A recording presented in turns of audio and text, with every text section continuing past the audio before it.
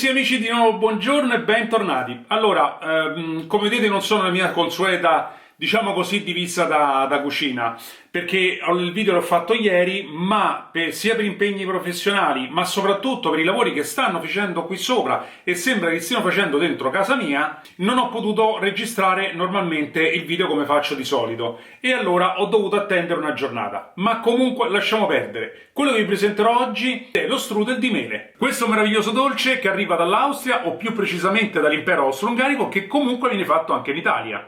Io oggi non vi presenterò soltanto come fare la farcitura, ma addirittura faremo la pasta insieme, che tra parentesi è veramente facile. E allora vediamoci gli ingredienti e la ricetta.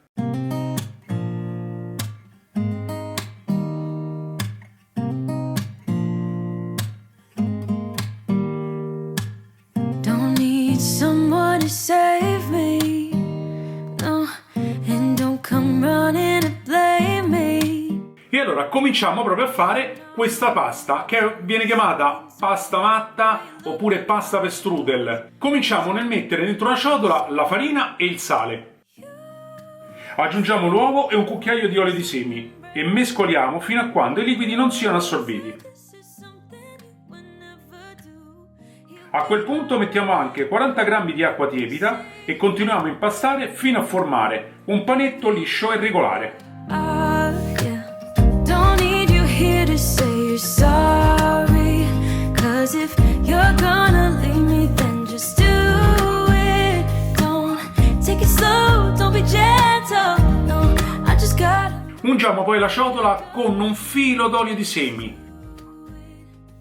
Ungiamo bene anche il panetto, lo copriamo e lo lasciamo riposare nel frattempo che faremo il ripieno. Rinveniamo in acqua calda l'uva sultanina. E qui mi fermo un attimo, perché nella ricetta originale austriaca in realtà si bagna l'uva con un rum che viene chiamato Stroh. È un rum particolare che ha poi diverse gradazioni e quindi viene più o meno allungato a secondo di come si vuole utilizzare. In questo caso con l'uva sultanina chiaramente viene allungato con un pochino d'acqua, diciamo che fa la bagna.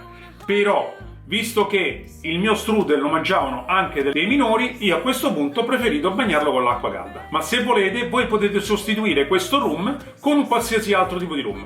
Tostiamo per bene i pinoli e anche il pangrattato con 20 g di burro, fino a quando non diventa bello dorato.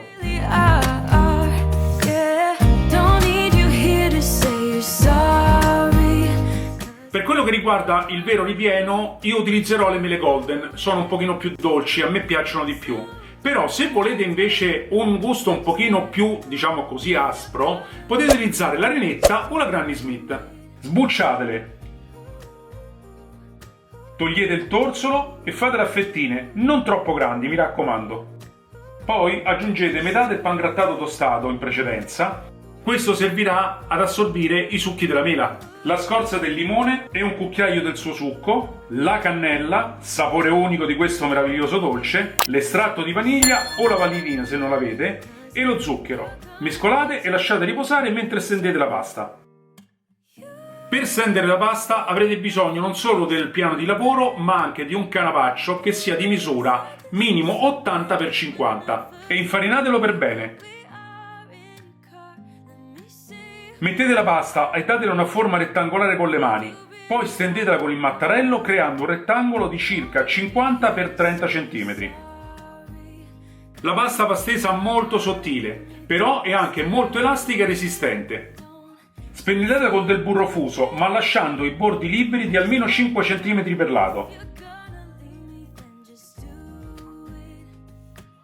Spolverizzate la parte imburrata con il rimanente pangrattato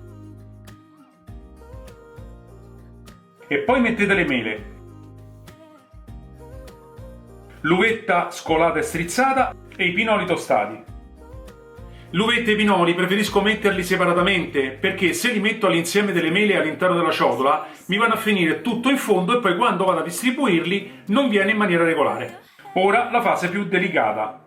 Piegate internamente i due lembi più lunghi e uno di quelli laterali. Poi con l'aiuto del canavaccio fate arrotolare su se stessa la sfoglia fino a chiudere lo strudel.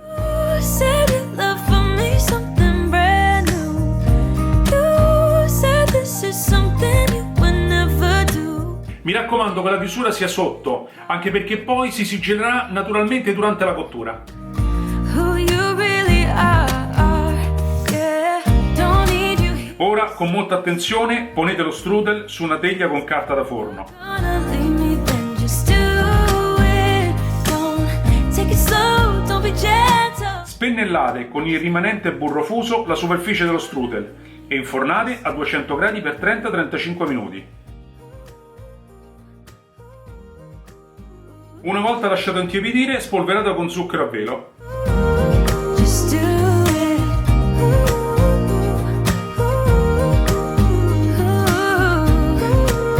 Ora non resta che assaporare questo delizioso dolce da solo oppure in compagnia di panna montata o di una pallina di gelato alla vaniglia. Bene carissimi, io vi ringrazio, mi fermo qui, noi ci vedremo alla prossima ricetta e vi auguro una buonissima giornata. Bacioni! Gotta know if you're gonna leave me, then just do